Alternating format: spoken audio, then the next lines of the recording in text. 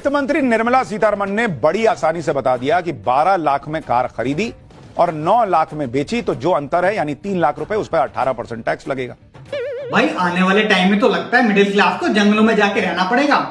जिस हिसाब से दिन पर दिन टैक्स बढ़ता जा रहा है वो दिन दूर नहीं जब हम दोबारा आदिवासी की तरह पत्ते लगा के रहने लग जाएंगे, क्योंकि कपड़े खरीदने के पैसे तो हमारे पास बचेंगे नहीं। हम लोग एक ही चीज पर न जाने कितनी बार टैक्स भरते हैं। जैसे कि जब आप पैसा कमाते हैं तो इनकम टैक्स भरते हैं, उस इनकम से आप गाड़ी खरीदते हैं तो गाड़ी खरीदने पर जीएसटी देते हैं। बिजली पे टैक्स, पानी पे टैक्स, इनकम पे टैक्स, सेविंग पे टैक्स, गाड़ी पे टैक्स, रोड पे टैक्स, खाने पे टैक्स, पीने पे टैक्स, नहाने पे टैक्स, धोने पे टैक्स और थोड़े दिनों में सांस लेने पे टैक्स। पॉपकॉर्न का ट्रीटमेंट में जब तक वो नमकीन है 5%, but when it has added caramelised sugar it is no longer namkeen, इसीलिए उसका रेट अलग है। इंडिया में किसी चीज पर तो टैक्स कम किया जा नहीं रहा, बल्कि नए नए टैक्स और लगाए जा रहे हैं। अब पॉपकॉर्न पर 3 तरीके का टैक्स लगेगा। नमकीन पॉपकॉर्न पे अलग टैक्स लगेगा, कैरामलाइज्ड पॉपकॉर्न पे अलग टैक्स लगेगा। इनका कहना है कि कैरामलाइज्ड पॉपकॉर्न में शुगर डाली जाती है, इसलिए वो डेजर्ट बन जाता है। This is the biggest national issue. This is the biggest national issue. Popcorn में शुगर पे टैक्स जरूरी है, बाकी मुद्दों का क्या है जो देश में चल रहे हैं वो तो छोटी मोटी चीजें हैं।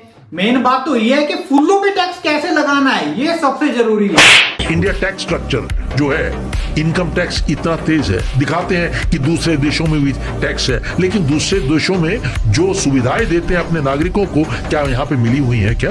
भाई आजकल तो सुबह उठते ही दहशत का माहौल होता है, पता नहीं आज कौन सा नया टैक्स लगने वाला है। हमारी हालत तो पुराने जमाने के किसानों जैसी हो गई है, जिनकी पूरी उम्र कर्ज चुकाते चुकाते निकल जाती थी। मुझे तो ये समझ में नहीं आ रहा हम विकसित हो रहे हैं या कंगाल हो रहे हैं। गरीब और गरीब होता जा रहा है, मिडिल क्लास गरीब बनता जा रहा है, अमीर आदमी मिडिल क्लास बनता जा रहा है। भाई कौन सा विकास हो रहा है ये? हमें नहीं चाहिए ऐसा विकास।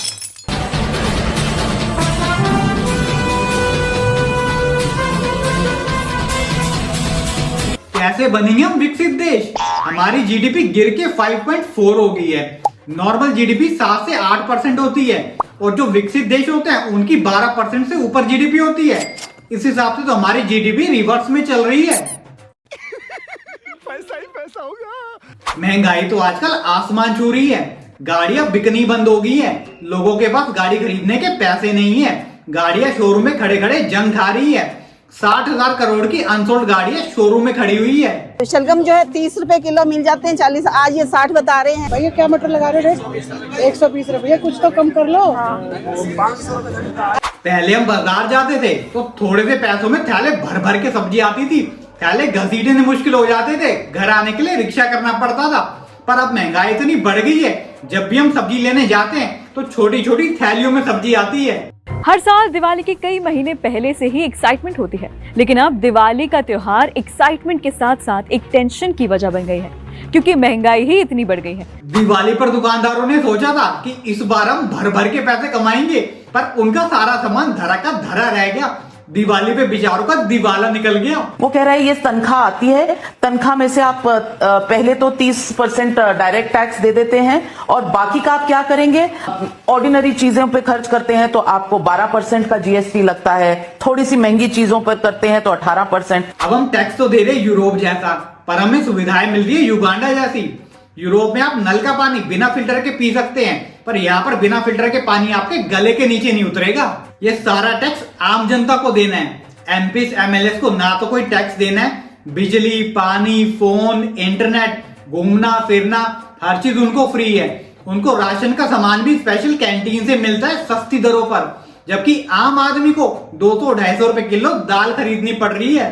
मिडिल क्लास आदमी 30-35 हजार रुपए कमाता है, पहले उसको इनकम टैक्स देना है, उसके बाद मकान का किराया देना है, बिजली, पानी, फोन, इंटरनेट का बिल भरना है, उसके बाद उसको हर चीज पर जीएसटी देना है।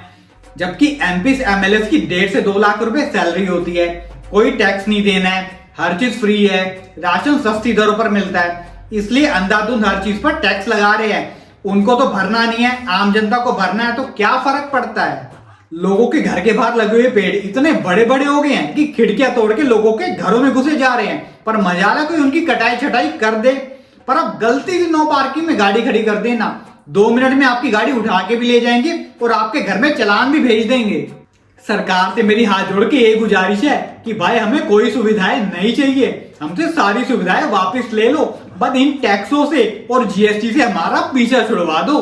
गाइस वीडियो अच्छा लगा है तो लाइक करें, शेयर करें, चैनल पे नया तो सब्सक्राइब करें। जल्दी मिलते हैं हमारी नेक्स्ट वीडियो में, तब तक के लिए अपना ध्यान रखिए। बाय दोस्तों।